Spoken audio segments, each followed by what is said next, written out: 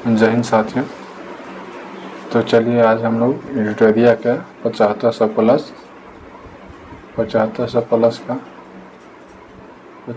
Plus का set number 6 देखेंगे। Set number 06 देखेंगे। चलिए प्रैक्टिस करते हैं। आज का पहला क्वेश्चन है,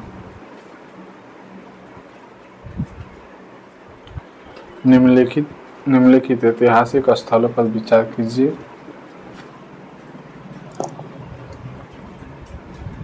विचार कीजिए। 4 गो ऑप्शन है और उपयुक्त स्थलों में कौन सा स्थल भीतरी चित्रकला के लिए जाना जाता है। तो चलिए देख लेते हैं। लेपाक्षी मंदिर भीतरी चित्रकला है, यह भी सही है। सांची स्तूप नहीं, यह गलत है, यह गलत है। अजंता गुफा यह भी सही है। एलोरा गुफा यह भी सही है। बाघ गुफा यह भी सही है। तो हमारा ऑप्शन क्या निकल जाएगा? 1 3 4 5 1 3 4 5 ऑप्शन नंबर बी सही आंसर है। ऑप्शन नंबर बी सही आंसर है। चलिए हम लोग अगला प्रश्न देखते हैं।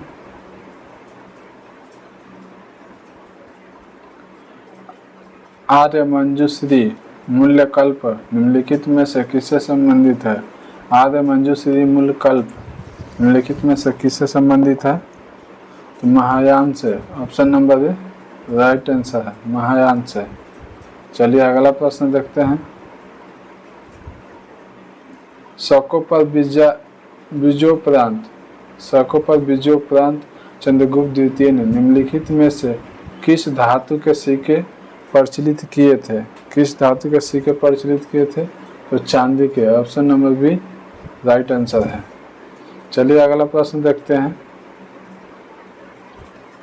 अगला प्रश्न देखते हैं। सिकंदर लोदी के बारे में निम्नलिखित में कौन सा कथन सही नहीं है? तो चलिए कौन सा कथन सही नहीं है देख लेते हैं। सिकंदर लोदी ने भूमि माप के लिए पैमाना गज सिकंदरी शुरुआत की थी, सही है। चलिए अगला पढ़ते हैं कथन। सिकंदर लोदी दिल्ली सल्तनत का अंतिम सुल्तान था, ये गलत है। चलिए अगला प्रश्न पढ़ते हैं। सिकंदर लोदी गुजरात के मोहम्मद बेगड़ा और रणसंगा के समकालीन थे, ये भी सही है। चलिए अगला पढ़ते हैं। उसने मुस्लिम महिलाओं को साधु संतों की कब्र पर जाने का प्रतिबंध लगा दिया, ये भी सही है। ये भी सही है। ये भी सही है। ये गलत है, ये सही है। तो हमारा कौन सा पूछ रहा है कि सिकंदर लोदी के एक बारे में निम्नलिखित कथनों पर कौन सा सही नहीं है? तो ऑप्शन नंबर 2 सही नहीं है। तो अब चलिए कथन देखते हैं। ऑप्शन तो सही कोड केवल 2 होगा, तो option number C right answer है। चलिए अगला प्रश्न देखते हैं। विजयनगर साम्राज्य के प्रांतों को क्या कहा जाता था? विजयनगर साम्राज्य के प्रांतों को क्या कहा जाता था? तो मंडप कहा जाता था। Option number A right answer है। चलिए अगला प्रश्न देखते हैं। दिल्ली का वह सुल्तान जिसने अपने स्मरण लिखे थे, तो फिरोज शाह तुगलक। चलिए अगला प्रश्न देख लेते हैं। फिरोज शाह तुगलक, तो ऑप्शन नंबर डी सही आंसर है। दिल्ली का वह सुल्तान जिसने अपने स्मरण यानी मेमोरी लिखे थे, तो फिरोज शाह तुगलक। चलिए अगला प्रश्न देखते हैं। राजा शशांक जिसके खिलाफ हर्षवर्धन ने युद्ध की घोषणा की, वह किस साम्राज्य के शासक था? वह किस साम्राज्य के शासक था? तो गोवा साम्राज्य के। Option number A right answer है। राजा शशांक जिसके खिलाफ हर्षवर्धन ने युद्ध की घोषणा की, वह किस साम्राज्य के शासक था? तो गौड़। चलिए अगला प्रश्न देखते हैं, 8 नंबर। निम्न में से किसने लिच्छवी राजवंश की राजकुमारी से विवाह किया था? लिच्छवी राजकुमारी से विवाह किया था तो चंद्रगुप्त किया था। ऑप्शन नंबर डी सही है। पूछेगा निम्न में से किसने लिच्छवी राजवंश की राजकुमारी से विवाह किया था? तो चंद्रगुप्त ने किया था। चलिए अगला प्रश्न देखते हैं, 9 नंबर। नदी डेल्टा के संदर्भ में निम्नलिखित में से कौन सा या से कथन सही नहीं है? पूछा कौन सा कथन सही नहीं है। चलिए तो देखते हैं कथन सा कौन सही है कौन नहीं है।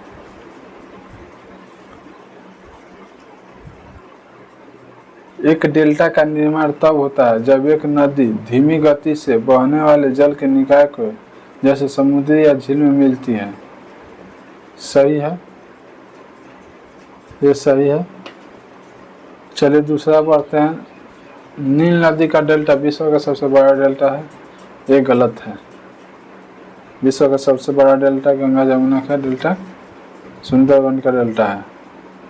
सुंदरवन का डेल्टा। चलिए अगला देखते हैं, तो इसका निकल गया कौन? ये सही है, ये सही है, ये गलत है। तो केवल 2 नंबर, option number C right answer है। चलिए अगला प्रश्न देखते हैं, चटगांव शस्त्रागार पर हमला के दौरान चटगांव शस्त्रागार पर हमले के दौरान कौन से क्रांतिकारी महिला की मृत्यु हो गई? कौन से क्रांतिकारी महिला की मृत्यु हो गई? तो प्रीतिलता वाडेदार। प्रीतिलता वाडेदार, ऑप्शन नंबर ये सही है। चलिए अगला प्रश्न देखते हैं,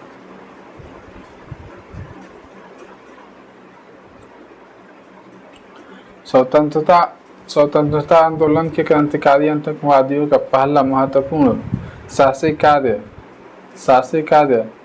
बर डकैती का स्थान कहाँ था? बर डकैती का स्थान कहाँ था? तो पूर्वी बंगाल में। पूर्वी बंगाल में, option number C right answer है। एक बार और प्रश्न,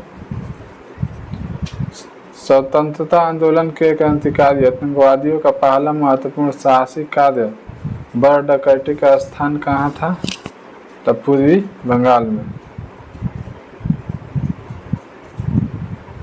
चलिए अगला देख लेते हैं, 1765 ईस्वी में दीवानी प्रदान किए जाने के बाद 1765 में दीवानी प्रदान किए जाने के बाद ब्रिटिश सबसे पहले किस कार्य जनजाति के संपर्क में आए? ब्रिटिश किस पर्वतीय जनजाति के संपर्क में आए?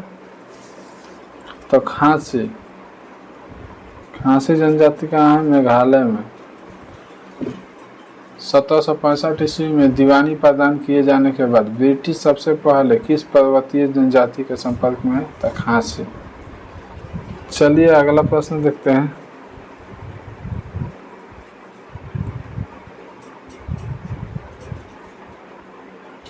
निम्नलिखित में से किस एक ने युद्ध के समय भारत की रक्षा के कानून को प्रावधानों को जिसे वर्ष 1915 में पंजाब में गद्दर के विरुद्ध प्रयोग किए गया था, शांति के समय भी जारी रखना चाहता था? शांति के समय भी जारी रखना चाहता था। तो लॉर्ड हार्डिंग द्वितीय, ऑप्शन नंबर सी सही है। लॉर्ड हार्डिंग द्वितीय। चलिए अगला प्रश्न देखते हैं, 14 नंबर। महात्मा गांधी द्वारा 1940 में प्रारंभ किए गए व्यक्तिगत सत्याग्रह तीसरे सत्याग्रही कौन थे? तीसरे सत्याग्रही कौन थे? तो ब्रह्मदत्त थे। ब्रह्मदत्त प्रथम सत्याग्रही। फर्स्ट सत्याग्रही विनोबा भावे थे। चलिए अगला प्रश्न देखते हैं,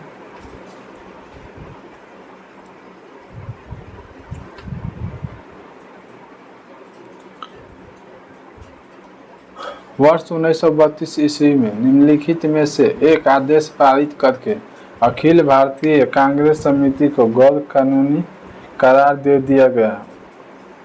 दिया गया था। वह आदेश है तो गैर कानूनी संघ अध्यादेश। Option number A right answer है। प्रश्न एक बार और पढ़ेंगे।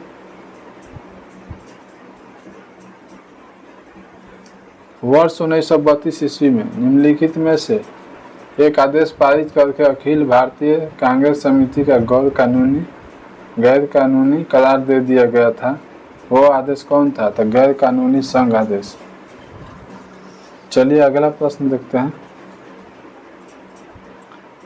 73वें संविधान संशोधन कब लागू हुआ था? 73वें संविधान संशोधन कब लागू हुआ था? तो 24 अप्रैल 1993 को लागू हुआ था, जिससे पंचायती राज। 73वें संविधान संशोधन किससे संबंधित है? तो पंचायती राज से है। पंचायती राज से। तो कभी कभी आ जाता है पंचायत दिवस कब मनाया जाता है? तो 24 अप्रैल को मनाया जाता है। चलिए अगला प्रश्न देखते हैं।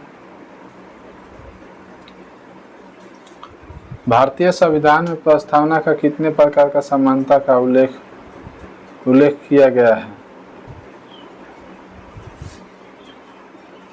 भारतीय संविधान में प्रस्तावना में कितने प्रकार के समानता का उल्लेख किया गया है? तो 2 प्रकार के। ऑप्शन नंबर ए सही है।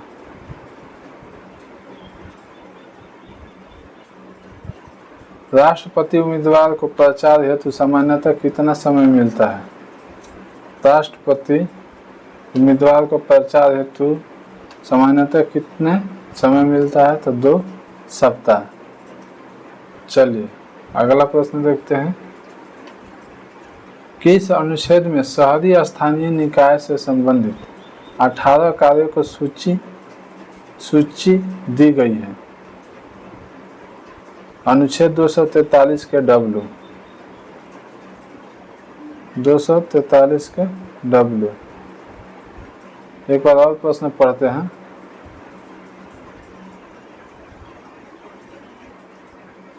किस अनुच्छेद में शहरी स्थानीय निकायों से संबंधित 18 कार्यों की सूची दी गई है? तो अनुच्छेद 243 के W। चलिए अगला प्रश्न देखते हैं। भारत में संपत्ति के अधिकार को क्या स्थिति है? भारत में संपत्ति के अधिकार को क्या स्थिति है?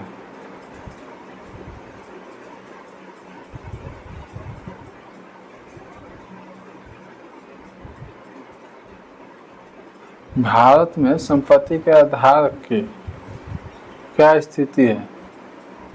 तो यह विधिक अधिकार है जो किसी भी व्यक्ति को प्राप्त है। ठीक है, संपत्ति का अधिकार ये विधिक अधिकार है, ये किसी भी व्यक्ति को प्राप्त है। यह अनुच्छेद 300 के ए में है, संपत्ति के अधिकार। चलिए 44वां संविधान संशोधन 1978 में संशोधन किया गया था। यह अनुच्छेद 39 से हटा के भाग 12 में अनुच्छेद 300 के में कर दिया गया।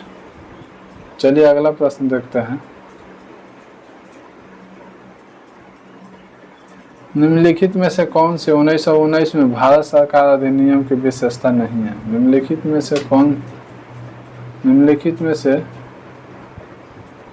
कौन सी 1919 की भारत सरकार अधिनियम की विशेषता नहीं है? तो सिखों को सांप्रदायिक प्रतिनिधित्व दिया गया, ये नहीं है। Option number D right answer है। केंद्र में द्विसदनात्मक विधानमंडल 1919 का है। 1919 का विधानसभा में निर्वाचित बहुमत 1919 का अधिनियम है। विधान परिषद में बजट पर संकल्प पारित करने का अधिकार 1919 का अधिनियम है। चलिए अगला प्रश्न देखते हैं। निम्नलिखित में से एक कार्य निम्नलिखित में से एक कायांतरित सेल नहीं है। इसमें बताना कौन सा कायांतरित सेल नहीं है। तो सैंडस्टोन नहीं है, ऑप्शन नंबर यही निकल गया, सैंडस्टोन नहीं है। बाकी कायांतरित सेल है, ये भी है, स्लेट भी कायांतरित है, क्वार्टाजाइट भी कायांतरित है, संगमरमर भी कायांतरित है। CaCO3 संगमरमर का होता है सूत्र। चलिए अगला प्रश्न देखते हैं। रायसेना राष्ट्रीय उद्यान भारत के किस राज्य में स्थित है?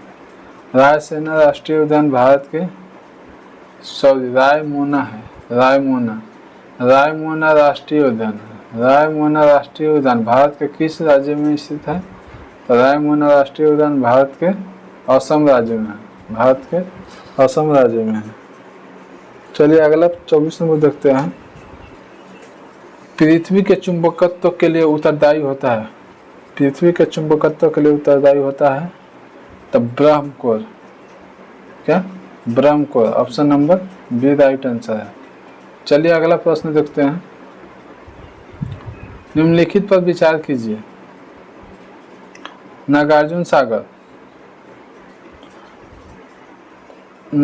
सागर, इडुक्की परियोजना, अलमाटी परियोजना, अमरावती परियोजना, उपयुक्त नदियों बांधों में कौन सा कृष्णा नदी पर स्थित है बताना है। तो कृष्णा नदी पे कौन कौन है? तो नागार्जुन सागर बांध कृष्णा नदी पे है, ये कृष्णा नदी पे है, और अलमाटी बांध भी कृष्णा नदी पर है, इडुक्की परियोजना पेरियार नदी पे है, अमरावती परियोजना अमरावती नदी पे है। तो चलिए कौन इसका निकल गया, ऑप्शन नंबर 1 सही है। चलिए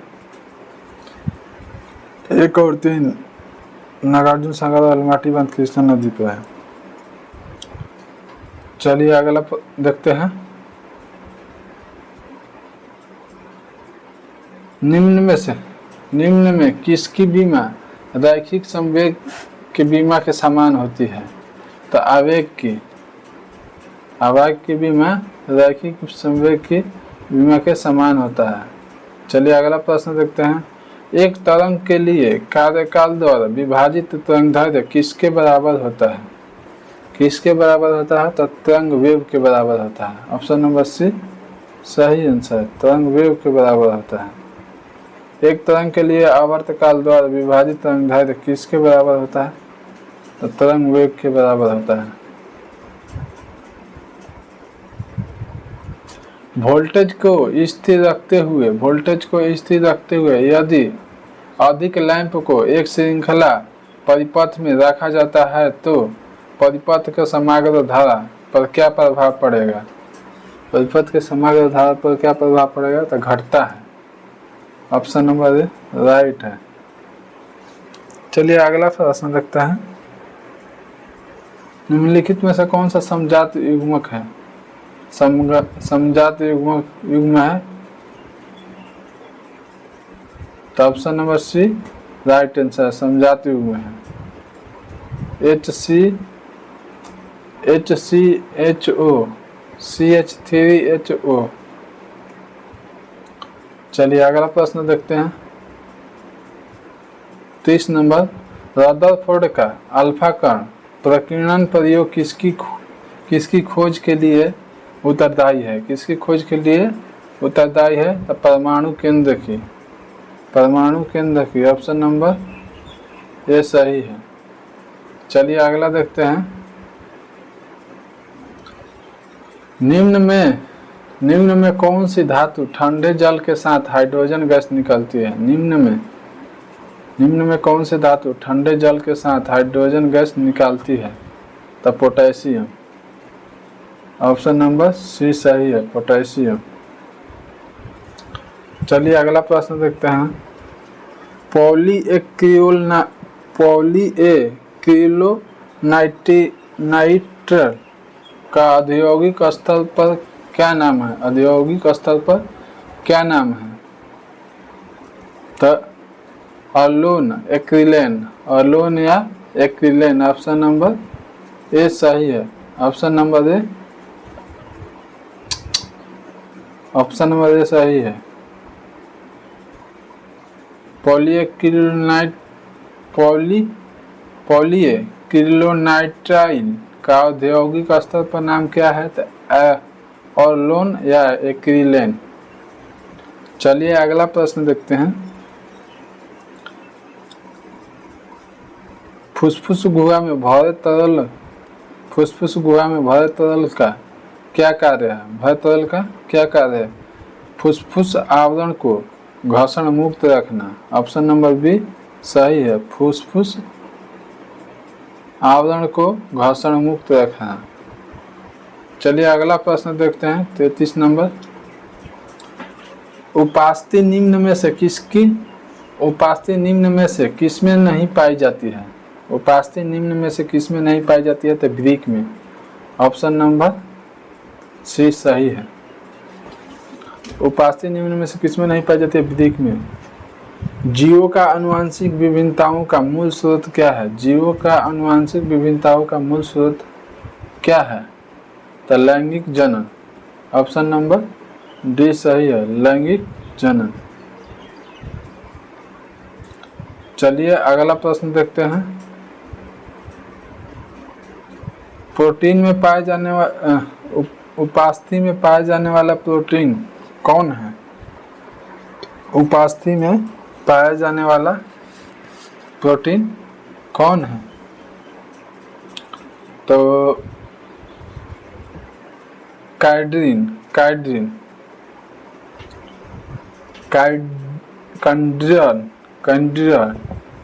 ऑप्शन नंबर ए सही है, कैंडिड्रन।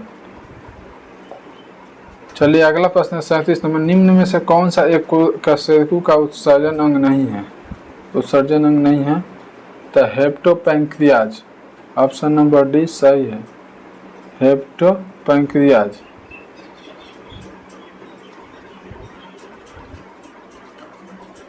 चलिए देखते हैं अगला प्रश्न 48 नंबर। जोंक को संघ एनिलिडा में रखा गया है क्योंकि जोंक को संघ एनिलिडा में रखा गया है क्योंकि उसका शरीर वास्तविक रूप से विखंडित होता है। इसका शरीर वास्तविक रूप से विखंडित होता है। ऑप्शन नंबर डी सही है, सी सही है। चलिए अगला प्रश्न देखते हैं।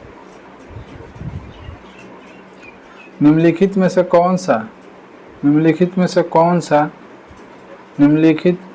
निम्नलिखित कथनों में कौन सा कथन सही है? तो चलिए देख लेते हैं। प्रोकैरियोटिक कोशिकाओं में केंद्रक होता है? नहीं होता है, बिल्कुल गलत है।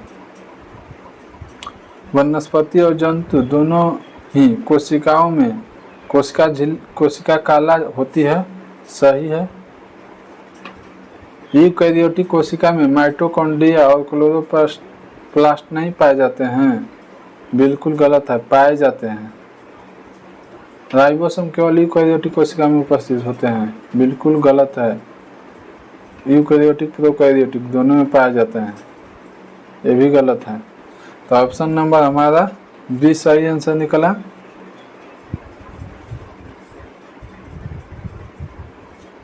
वनस्पति और जंतु दोनों कोशिकाओं में ही कोशिका काला होता है।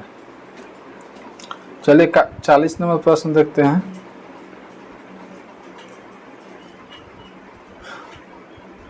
पौधे एवं जंतुओं में कार्बोहाइड्रेट किस रूप में संचित रहता है?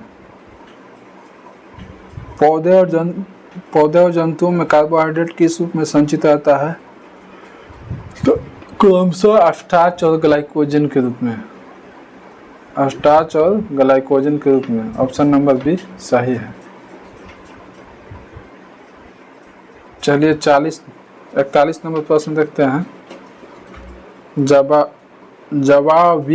जवाबित का संबंध किससे है? जवाबित का संबंध किससे है? राज के कानून से। ऑप्शन नंबर ए राज के कानून से है। जवाबित का संबंध किससे है? राज का कानून से। चलिए अगला प्रश्न देखते हैं। विकेंद्रीय प्रणाली का सिफारिश किसने किया था? विकेंद्रीय प्रणाली का सिफारिश किसने किया था? तो बलवंत राय मेहता ने। ऑप्शन नंबर ए सही आंसर है। ऑप्शन नंबर बी सही आंसर है। बलवंत राय मेहता ने विकेंद्रीकरण प्रणाली का सिफारिश किसने किया था? तो बलवंत राय मेहता ने। चलिए अगला प्रश्न देखते हैं 43 नंबर। नीलगिरी और अन्नामलाई पहाड़ियों के बीच स्थित दायरा है तो पालघाट दायरा है। ऑप्शन नंबर बी सही है। और नीलगिरी और अन्नामलाई पहाड़ी के बीच कौन स्थित दायरा है? तो पालघाट दायरा है। चलिए अगला प्रश्न देखते हैं।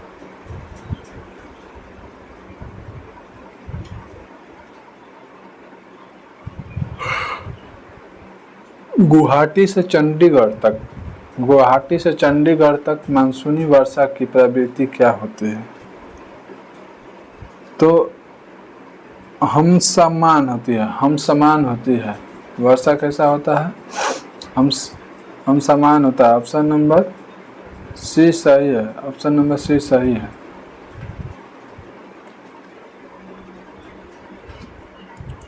प्रथम भारतीय महिला सैनिक स्काई ड्राइवर कौन है? प्रथम भारतीय महिला सैनिक स्काई ड्राइवर कौन है? तो मंजू है। Option number B right answer है। चलिए अगला प्रश्न देखते हैं 46 नंबर। निम्नलिखित में से किस उद्योगपति को भारत का इस्पात पुरुष कहा जाता है? जमशेद ईरानी को। ऑप्शन नंबर सी सही है। जमशेद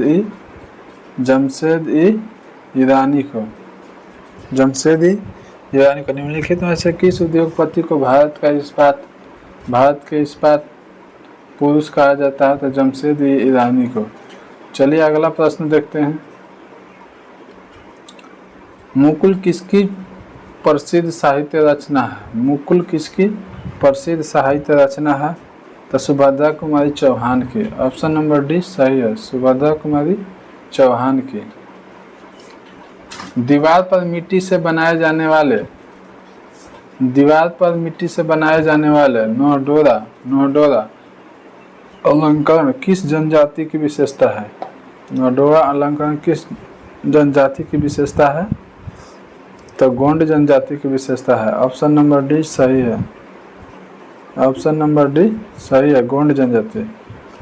दीवार पर मिट्टी से बनाए जाने वाले नोडोरा अलंकरण किस जनजाति की विशेषता है? तो गोंड।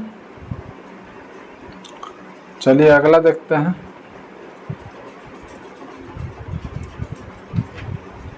हिंडसन ब्रुक्स प्रतिवेदन निम्नलिखिट में से किससे संबंधित है? तो भारत चीन युद्ध 1962 के। सूचना की सार्वभौमिक। चलिए अगला प्रश्न देखते हैं। सूचना के सार्वभौमिक पहुंच के लिए अंतर्राष्ट्रीय दिवस कब मनाया गया? तो 29 सितंबर को। ऑप्शन नंबर बी सही है। 29 सितंबर को। चलिए कुछ स्मरणीय तथ्य याद कर लेते हैं।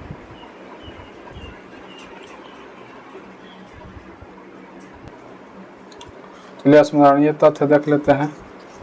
प्रमुख दर्शन और उसके परिवर्तक। योग दर्शन के प्रवर्तक कौन है? तो पतंजलि है। योग दर्शन के प्रवर्तक कौन है? पतंजलि है। न्याय दर्शन के प्रवर्तक कौन है? तो गौतम है। योग दर्शन के प्रवर्तक पतंजलि। न्याय दर्शन के प्रवर्तक गौतम। चलिए अगला देखते हैं। सांख्य दर्शन के प्रवर्तक कपिल। चवार्क हैं। वैश्विक दर्शन के कणाद या उल्लूक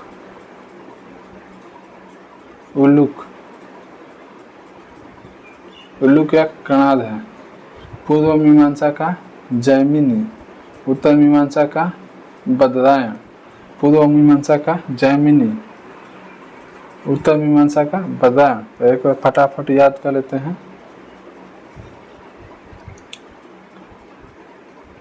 योग दर्शन के पतंजलि। न्याय दर्शन के न्याय दर्शन के गौतम, सांख्य दर्शन के कपिल, चवार्क के चवार्क, वैश्विक के उलूक या कणाद, पूर्व मीमांसा का जैमिनी, उत्तर मीमांसा का बदरायण। चलिए सारे देख लिए हम लोग। अब चलिए विभिन्न संप्रदाय और उनके संस्थापक, विभिन्न संप्रदाय एवं उनके संस्थापक देख लेते हैं। तो आजीवक संप्रदाय के संस्थापक कौन है? मखली पुत्र गोसल थे, मखली पुत्र गोसल थे। चलिए अगला प्रश्न देखते हैं। अनिश्चयवादी के कौन थे? अनिश्चयवादी के संजय विठली पुत्र थे, संजय विठली पुत्र थे। चलिए भौतिकीवादी का तब पकुद कचायन। चलिए अगला देख लेते हैं।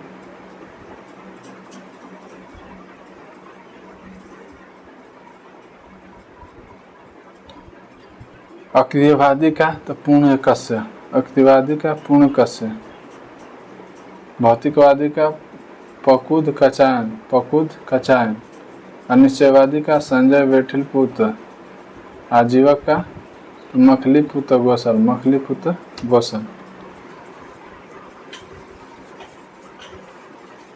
चलिए यहीं पे वीडियो का विराम करते हैं।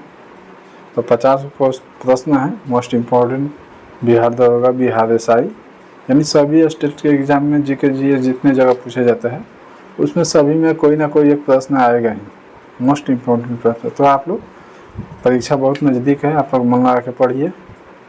तो वीडियो को हम यहीं विराम देते हैं। जय हिंद, जय भारत। वीडियो अच्छी लगी तो लाइक शेयर सब्सक्राइब ज़रूर करें, क्योंकि ज़्यादा शेयर सब्सक्राइब करने से हमें भी मन लगेगा वीडियो बनाने में।